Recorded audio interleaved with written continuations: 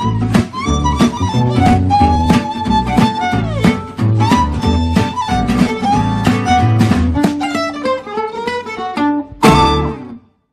بر سروران گرامی. غرض از مزاحمت اینی که در سال 1388 بنده شعر سرودم به نام مناظره با جناب خر.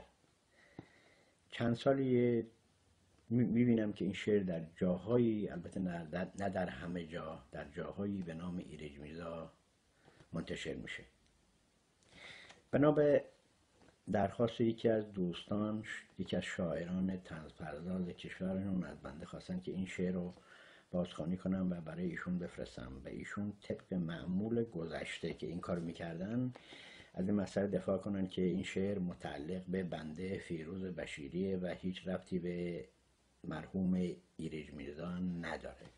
این شعر براتون میخونم، انشالله که مورد پسندتون واقع بشه. مناظره با جناب خر.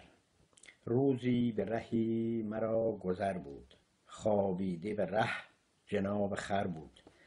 از خر تو نگو که چون گهر بود، چون صاحب دانش و هنر بود. گفتم که جناب در چه حالی، فرمود که وضع باشد عالی. گفتم که بیا خری رها کن، آدم شو بعد از این صفا کن. گفتا که برو مرا رها کن، زخم تن خویش را دوا کن. خر صاحب عقل و هوش باشد، دور از عمل وحوش باشد. نه ظلم به دیگری نمودم، نه اهل ریا و مکر بودم. راضی چو به رزق خویش بودم، از سفره کس نان نربودم. دیدی تو خری کشد خری را، یا آنکه برد ز تن سری را. دیدی تو خری که کم فروشد، یا بهر فریب خلق کوشد. دیدی تو خری که رشوه خوار است، یا بر خر دیگری سوار است. دیدی تو خری شکست پیمان، یا آنکه ز دیگری برد نان. دیدی تو خری حریف جوید، یا مرده و زنده باد گوید.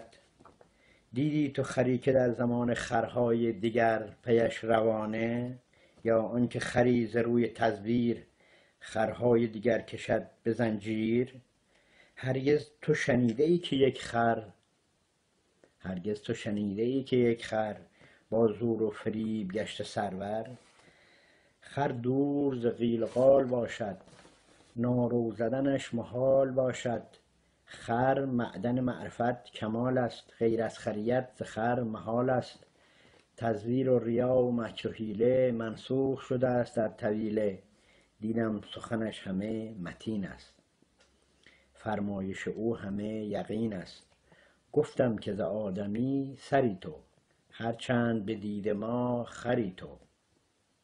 بنشستم و آرزو نمودم، بر خالق خویش رو نمودم. ای کاش که قانون خریت، جاری بشود به هر ولایت. فیروز بشیری دشتکی، 2 فروردین ماه 1395 خورشیدی.